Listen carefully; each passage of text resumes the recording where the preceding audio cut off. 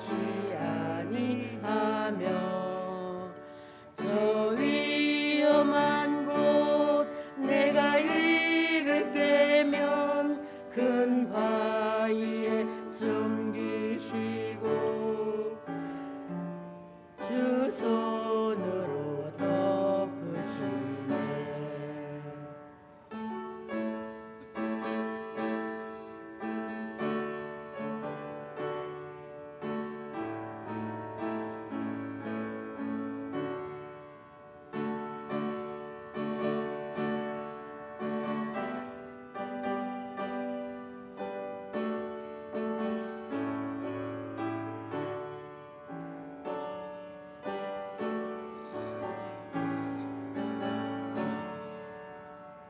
주 예수님 공중에 임하실 때 나 일어나 맞이하리. 그 구원의 은총을 노래하리. 저 천군과 천사 함께 내 마른 땅을 종일 걸어가도 나 피곤치 아니하며 저 위험한 곳 내가 이를 때면 큰 바위에 숨기시고 주 손으로 덮으시네.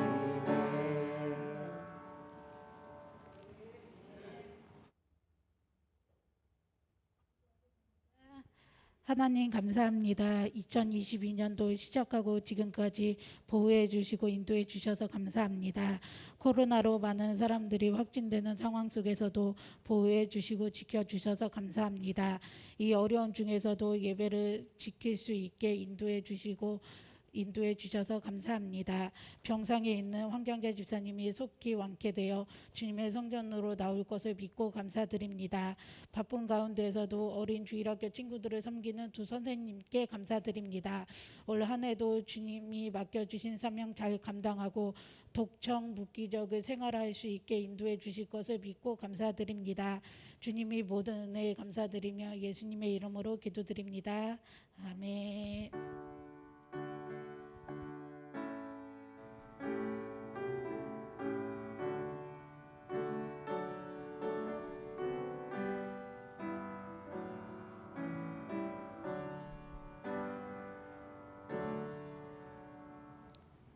오늘 하나님께서 우리에게 주신 말씀은 역대상 4장 1절에서 10절까지입니다.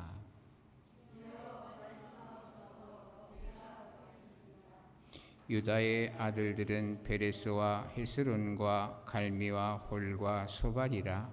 소발의 아들 르아야는 야핫을 낳고 야핫은 야후메와 라핫을 낳았으니 이는 소라 사람의 종족이며 에담 조상의 자손들은 이스라엘과 이스마와 이스바와 그들의 매제 하술렐보니와 그들의 아버지 분엘과 후사의 아버지 에셀이니 이는 다 베들레헴의 아버지 에브라다의 맏아들 홀의 수생이며 드고아의 아버지 아술의 두 아내는 헬라와 나아라라. 나아라는 그에게 아웃상과 헤벨과 데무아와 하스다라와 낳아주었으니 이는 나라의 소생이요 헬라의 아들들은 세렉과 이스왈과 에드나니며 고스는 아눅과 소베바와 하루무의 아들 아하엘 족속을 낳았으며 야베스는 그의 형제보다 귀중한 자라. 그의 어머니가 이름하여 이르되 야베스라 하였으니 이는 내가 수고로이 낳았다 함이었더라. 야베스가 이스라엘 하나님께 아뢰어 이르되 주께서 내게 복을 주시려거든 나의 지역을 넓히시고 주의 손으로 나를 도우사 나로 환난을 벗어나게 내게 근심이 없게 하옵소서 하였더니 하나님이 그가 구하는 것을 허락하였더라. 아멘. 오늘 하나님께서 우리에게 주신 이 말씀의 족보를 보게 되면 그냥 읽을 때는 사실상 여기서 도대체 뭔 말씀을 하시려는가 하고 참 그 중심 내용을 찾을 수가 없을 수가 있어요. 근데 오늘 말씀을 보게 되면 말이죠. 특별한 점을 깊이 있게 보면 발견할 수가 있는데, 원래 일단 오늘 말씀을 우리가 쭉 살펴보기 전에 예수님께서 이 땅에 오시게 되는 그 계보가 어떤 계보를 가지고 있는가 하는 것을 먼저 살펴봐야 돼요. 바로 이 하나님께서 아브라함이 이삭을 낳게 하시고 이삭에서 에서와 야곱에 있을 때 야곱을 택하시잖아요. 이 야곱에게는 12아들이 있어요. 12아들 중에서 아주 훌륭한 사람은 창세기의 뒷부분의 대부분을 차지하고 있는 요셉이거든요. 그런데 요셉을 통해서 메시아가 오게끔 할 만도 한데 그렇게 하지 않고 아브라함의 12아들 중에서 그 유다를 택하는 것을 보게 돼요. 유다의 그 아들 중에서도 뭐냐면 그 람이라고 하는 그러한 이 존재를 통해서 이제 다윗이 이제 이 땅에 오게 되고, 다윗의 후손을 통해서 결국은 예수님께로 이어지는 그런 그 관계를 가지고 있어요. 근데 오늘 말씀을 보게 되면 람이라고 하는 존재가 나오는데, 이 람의 이야기가 아니라 람의 동생 아스훌의 계보를 얘기를 해요. 그러면서 뭐냐니까 그 아스훌이 자녀를 낳는 얘기를 하거든요. 그래서 이 아스훌이 이 자녀를 낳는데 4명의 부인을 뒀다는 거예요. 4명의. 근데 그 4명 중에 3명은 이름을 밝히고 있어요. 오늘 그 여러분에게 드린 그 내용 가운데 보게 되면 6절에서 8절에 보게 되면 나아라라고 하는 그 부인이 있었고, 헬라라고 하는 부인이 있었고, 고스라고 하는 부인이 있었어요. 그래서 그들의 후손이 이렇게 났다. 뭐 아우산과 헤벨과 데므니와 뭐 하스다리를 낳아줬다, 막 이런 얘기를 하면서 이름을 쭉 이야기하는데, 그런데 4번째 부인의 이름은 생략되어 있는 거예요. 왜 생략됐지? 그런 거를 궁금해하지 않을 수가 없어요. 그런데 그 4번째 부인을 통해서 누가 나오냐면 야베스라고 하는 아들이 나온다는 거예요. 야베스가. 그 야베스라고 하는 인물을 등장을 시키면서, 여러분 역대상 4장 9절에 한번 같이 읽어봐요. 야베스는 그의 형제보다 귀중한 자라. 그의 어머니가 이름하여 이르시되 야베스라 하였으니 이는 내가 수고로이 낳았다 함이더라. 여기 보게 되면 그 야베스의 어머니 이름이 생략되고 그냥 그의 어머니가 이렇게 돼요. 이런 것을 보게 되면 참으로 이 야베스와 그 어머니 요 관계를 통해서 하나님께서 우리들에게 하고 싶은 말씀이 있었던 거예요. 여러분 10절에 보게 되면 야베스가 기도한 내용이 나오는데, 이 기도는 아주 유명한 기도예요. 그래서 여러분이 기독교 백화점에 가서 이제 액자를 고르다 보면 이 야베스의 기도 내용이 나오고, 또 야베스에 대한 찬양도 아주 유명해요. 그 야베스의 기도라고 하는 찬양이 여러분 주보에도 내가 실어놨잖아요. 근데 이 야베스가 어떤 기도를 했냐니까 우리 한번 10절 한번 읽어볼까요? 야베스가 이스라엘 하나님께 아뢰어 이르되 주께서 내게 복을 주시려거든 나의 지역을 넓히시고 주의 손으로 나를 도우사 나로 환난을 벗어나 내게 근심이 없게 하옵소서 하였더니 하나님이 그가 구하는 것을 허락하셨더라 하면서, 뭐냐면 이 야베스에 대한 특별히 족보를 쭉 얘기를 하면서 야베스라는 인물의 집중 조명을 해서 바로 야베스를 잠깐 언급하시는 이런 거를 보게 되면, 구속사와는 상관이 없지만은 그럼에도 불구하고 하나님께서 이 야베스와 그의 어머니를 통해서 우리에게 그 말씀하고자 하시는 것이 있다는 거죠. 네 번째 부인이면서도 이름이 언급되지 않았다는 얘기는 이 부인, 그 야베스의 엄마가 사실은 이름도 그 언급하지 않을 정도로 뭐냐면 사실 어떤 대접을 받고 있었는가를 생각할 수가 있어요.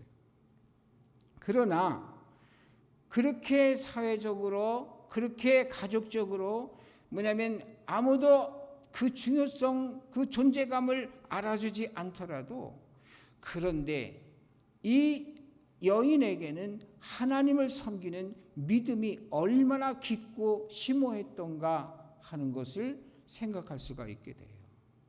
그래서 그 이름도 없는 그 부인에게서 야베스 같은 인물이 나와서 그 이름이 아주 그냥 널리 퍼지게 되고 유명해지고 그리고 인정받게 되고 세세무궁토록 이렇게 그 이름이 잊혀지지 않는 이름이 되게 한 것은 바로 그것을 통해서 보통 사람들은 출신 성분에 따라서 그 인물이 나오지 않냐, 이런 또 환경에 대한 이야기도 하고 모든 조건에 대한 이야기를 하는데, 하나님께서는 그러한 것이 문제가 될 수 없고 하나님을 잘 섬기는 그런 가운데 자식들이 복을 받아서 이렇게 야베스 같이 될 수 있다라고 하는 것을 말해주고 있는 거예요.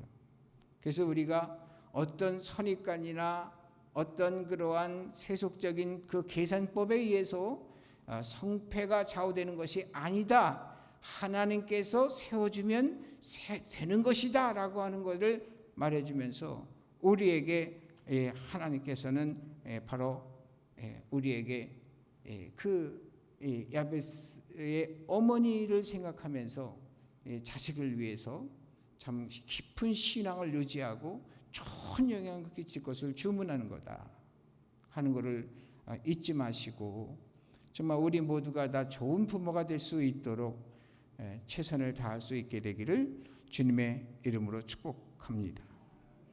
그런데요, 이 야베스를 언급하시는 것은 야베스를 통해서 또 우리에게 하고 싶은 말씀이 있었던 거죠. 근데 여기에서 보게 되면 다시 한번 10절을 읽어보세요. 야베스가 이스라엘 하나님께 아뢰어 이르되 주께서 내게 복을 주시려거든 나의 지역을 넓히시고 주의 손으로 나를 도우사 나로 환난을 벗어나 내게 근심이 없게 하옵소서 하였더니 하나님이 그가 구하는 것을 허락하였더라. 야베스가 두 가지를 구하죠. 나의 지역을 넓히시고 또 한 가지는 뭡니까? 나를 도우사 환난에서 벗어나 내게 근심이 없게 하옵소서. 이 말은 평화롭게 살게 해달라고 두 가지를 위해서 기도를 하는데, 하나님께서 뭐예요? 그가 구하는 것을 허락하셨더라는 얘기는 뭐냐면 그 두 가지를 다 이루어줬다는 거예요. 그래서 야베스의 이름이 정말 그 당시에도 그랬지만 그 후에도 야베스를 기억하는 사람들이 그를 칭송하고 그의 기도를 마음에 했는데, 지금까지도 뭐냐면 이 야베스의 기도를 생각하면서 아주 위로를 받고 소망을 갖고 하나님께 구하는 이러한 역할을 하게 한다는 거죠.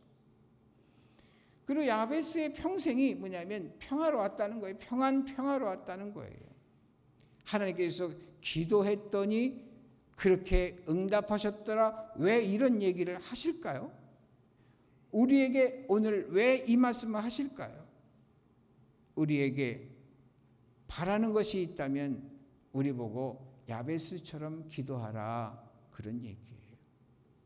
야베스의 어머니처럼 어떤 어려운 상황 가운데 있을지라도 정말 훌륭한 믿음의 삶을 살아라는 것이 있고, 또 한 가지는 뭐냐면 야베스를 통해서 기도하라는 거예요. 기도하라. 여러분, 하나님께서 오늘 우리에게 기도하라고 말씀하세요. 빌립보서 4장 6절에 읽어보세요. 아무것도 염려하지 말고 다만 모든 일에 기도와 간구로 너희 구할 것을 감사함으로 하나님께 아뢰라. 이 말씀을 하는 것은 아무것도 염려하지 말고 라고 했을 때 정말 아무것도 염려할 필요가 없는 상황에서 이 말씀을 하셨을까요? 정말 기도할 수 없는 그러한 상황, 염려, 근심, 걱정할 수밖에 없는 상황. 여러분, 이 교회가 생겨나고 나서부터 313년까지 로마에 10대 박해가 있어가지고서는 하루도 기독교인들은 평안을 하려고 자칫 잘못하면 잡혀가지고서는 원형극장에서 막 참혹하게 죽음을 당하는 이런 그 엄청난 그러한 위기 속에서 있은 거예요.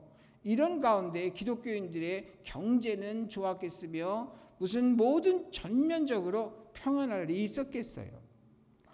염려할 수밖에 없고 근심할 수밖에 없는데, 그런데 이때 뭐냐니까 하나님께서는 사도 바울을 통해서 이 말씀을 하시는 거예요. 아무것도 염려하지 말라.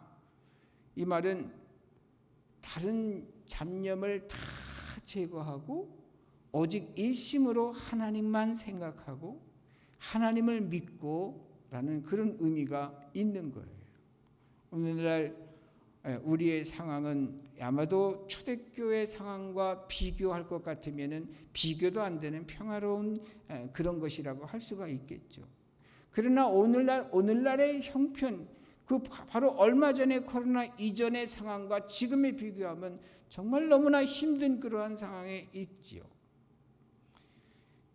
어쨌든 이런 그 어려운 상황 속에서도 하나님께서는 원하시는 게 뭐냐면 기도하기를 원하시는 거예요. 다른 염려, 근심, 걱정 이런 거를 떠나서 뭐냐면 정신 일도해서 하나님께 기도하기를 원하는 거예요. 그러면서 뭐냐면 기도할 뿐만 아니라 감사함으로 하나님께 아뢰라 하는 말씀을 하고 있는 거예요. 여러분, 감사한 일이 있을 때 감사하는 것은 사실상 쉬운 일이에요. 그러나 감사할 수 없을 때, 인간적으로 볼 때 감사할 수 없을 때 감사하는 것은 정말 고도의 영성이 있지 아니하고는, 왜냐하면 고도의 믿음이 있지 않고는 이게 불가능한 거거든요. 그래서 뭐냐면 이 말씀 속에서는 우리를 독려하고 격려하는 이러한 그 의미가 들어있는 거예요. 다 아시는 하나님께서 기도하라 하시면서 정말 염려하지 말고 감사함으로 기도하며 간구하며 하나님께 아뢰라고 하는 그 말씀을 기억하면서 꼭 그러할 수 있게 되기를 주님의 이름으로 축복합니다. 마가복음 11장 24절에 또 읽어봐요. 그러므로 내가 너희에게 말하노니 무엇이든지 기도하고 구원하는 것 받은 줄로 믿으라. 그리하면 너희에게 그대로 되리라. 기도한 건 응답됐다고, 응답된다고 그냥 믿어 의심치 말라 그 말이죠. 그래서 그냥 기도하고 나서 응답해 줄 거다. 그냥 거기에 놓고 그냥 살으라 그 말이에요. 그러면 하나님께서 응답해 주신다고 약속했어요. 정말 누구도 다 경험하는 일이겠지만은 저가 그 살아오는 과정 속에서도 하늘이 노래지는 그러한 이 상황이 닥쳤을 때 그때 하나님께 다급해서 막 기도하는데 언젠가 기도하는 것에 응답에 대한 것을 갖다가 별로 생각지도 않고 그냥 지나갈 때가 많아요.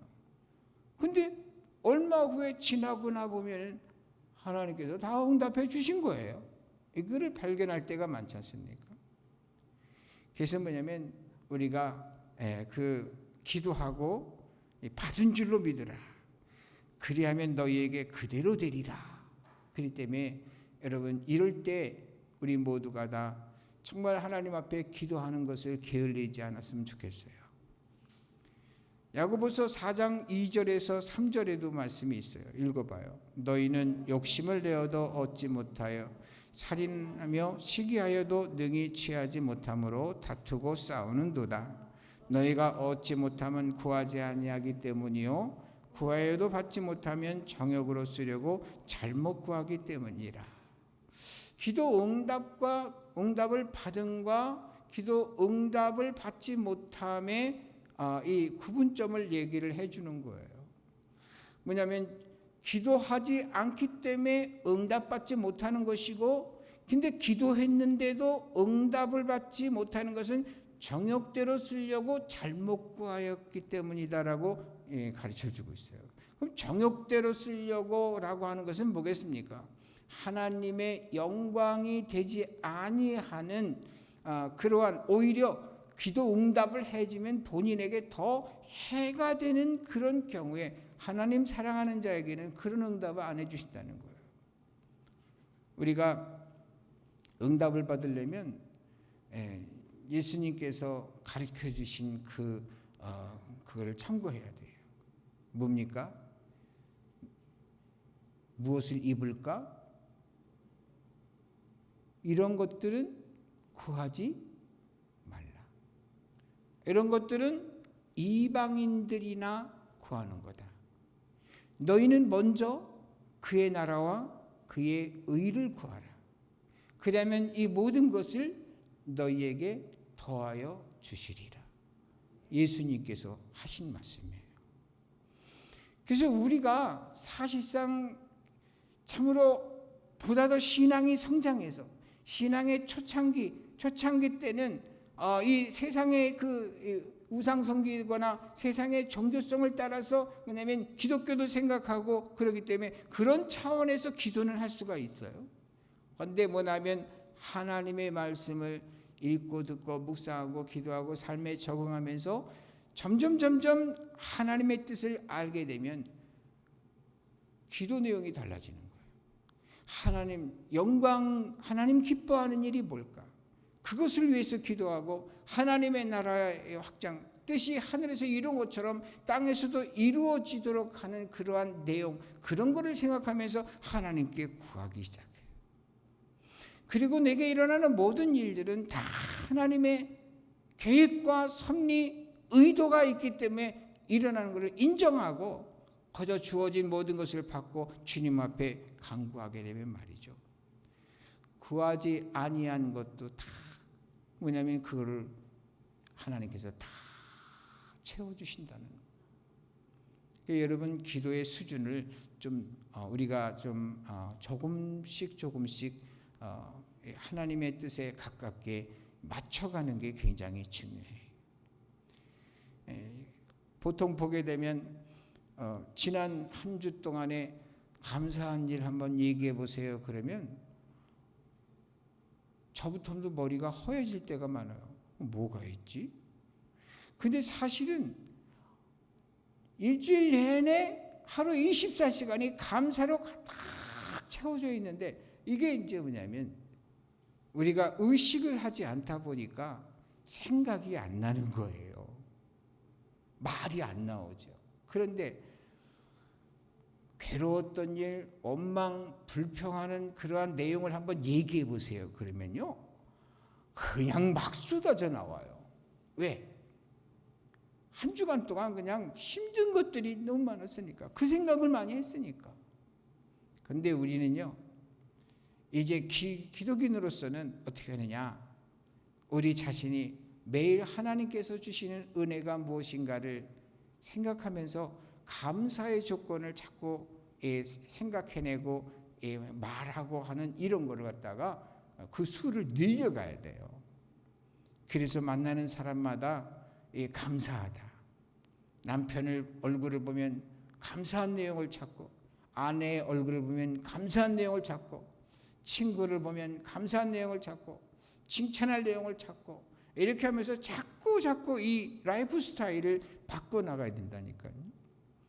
만나면 좋은 얘기하고 긍정적이고 소망적인 이야기를 하고 하나님께서 베풀어 주신 은혜를 이야기를 하고, 그리고 정말 건설적인 면에서 하나님의 영광을 위한 기도를 하고 이야기하고 하는 이런 모습이 정말 하나님께서 주시는 큰 복을 받을 수 있는 계기가 되는 거죠.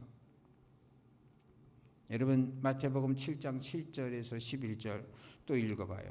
구하라 그리하면 너에게 주실 것이요 찾으라 그리하면 찾아낼 것이요 문을 두드리라 그리하면 너에게 열릴 것이니 구하는 이마다 받을 것이요 찾는 이는 찾아낼 것이요 두드리는 이에게는 열릴 것이니라. 너희 중에 누가 아들이 떡을 달라 하는데 돌을 주며 생선을 달라 하는데 뱀을 줄 사람이 있겠느냐.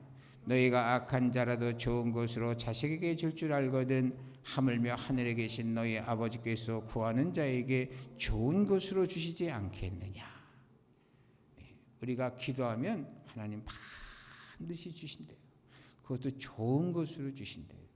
근데 여러분 꼭 기억해야 돼요. 하나님께서는 말이죠, 우리에게 그 응답하시는 거, 우리 부모님께서 자식한테 그 자식의 요구를 들어주고 안 들어주고를 생각하면 아주 근사해요. 왜 그러냐니까 자식이 요구한다고 해서 무조건 다 들어줍니까? 어떤 경우는 안 들어주는 것이 오히려 자식을 위하는 길이 되기 때문에 그렇게 될 때 있잖아요. 하나님 보시기에 우리에게 정말 유익이 되면, 그래서 정말 유익이 되면 좋은 것을 주셔서, 우리가 바라는 걸 주셔서 그 유익이 되면 그거 주세요. 그러나 우리가 바라는 것이 오히려 더 해악이 되면 하나님께서 그거 안 주신단 말이에요. 그런 차원에서 보게 되면 하나님 말이죠, 하나님은 기도할 때 응답 안 하심이 없는 거예요. 왜냐하면 무응답도 응답이니까. 그래서 응답이 없으면 하나님이 그렇게 하지 말라나 보다, 아니면 더 기다리려나 보다, 이렇게 하면서 말이죠, 하나님께서 그 앞길을 인도해 주시도록 그래서 기다리면서 기도 생활을 계속 해나가는 것이 바람직한 거죠. 근데 여러분, 이 마태복음 7장 7절에서 11절은 기도하면 반드시 주신다는 거잖아요. 그런데 그 말씀을 11절하고 12절에 바로 이어서 하는 말씀이 뭘까요? 읽어봐요. 그러므로 무엇인지 남에게 대접을 받고자 하는 대로 너희도 남을 대접하라. 이것이 율법이요 선지자니라. 하나님께서 구하면 다 주신다고 이렇게 말씀을 하면서 그 얘기를 하고 나서 바로 대접 얘기를 왜 하셨을까요? 그것은 앞에 구하라는 말씀이 대접과 관계 있는 거예요. 무슨 관계입니까? 하나님께 기도하는 거는 하나님을 하나님으로 대접해 주는 거예요. 여러분, 하나님께 문제가 있는데도 불구하고 입을 꼭 다물고 스스로 해결하려고 하는 이런 태도만 취하면 하나님 인정하지 않는 거잖아요. 부모와 자식 간에도 그래요. 스승과 제자 간에도 그래요. 뭔가 의논을 하려고 할 것 같으면, 자문을 구한 것 같으면 그 자체가 뭐냐면 상대를 인정해 주는 거예요. 근데 부모가, 자녀가 어렸을 때는 뭐든지 아버지, 엄마 이러면서 의논해 오죠. 근데 어느 정도 성장하면 의논을 안 해요. 그러면서 뭔 얘기 충고를 하면 그때서부터는 뭐냐면, 아이 부모님 뭘 아신다고, 요즘 시대가 바뀌었어요 이러면서 의논을 안 해요. 한마디로 무시당하는 거죠. 좀 더 연세가 들어가시면 아예 의논이라는 건 없어요. 대화가 없어져요. 이게 뭐예요? 인정하지 않는 거예요. 믿지 못하겠다는 거예요. 그런데 우리 하나님은 진리이시고 전지전능하신 분이시잖아요. 하나님은 기도하기를 원하세요. 기도는 주님과 상의하는 거예요. 주님과 대화하는 거예요. 그렇기 때문에 주님 어떻게 하죠? 하는 게 바로 뭐냐면 하나님 인정해 드리는 거예요. 그때 하나님이 그 태도를 보고 그 언행 심사를 보고 사랑해 주시는 거죠. 그래서 뭐냐면 대접이라는 내용으로 연결시키는 거예요. 그런데 대접이라는 연결을 하면서 그 다음에 바로 13절 14절에 보니까 좁은 문 얘기를 또 해요. 좁은 문 얘기. 한번 읽어보세요. 좁은 문으로 들어가라. 멸망으로 인도하는 문은 크고 그 길이 넓어 그리로 들어가는 자가 많고 생명으로 인도하는 문은 좁고 길이 협착하여 찾는 이가 적음이니라. 아니 기도 얘기하더니 구하라 주신다 그러더니 대접을 말씀하시고 그 다음에 바로 뭘 얘기를 해요? 좁은 문. 다시 말해서 좁은 문으로 들어가는 자는 적다. 이 말은 무슨 얘기예요?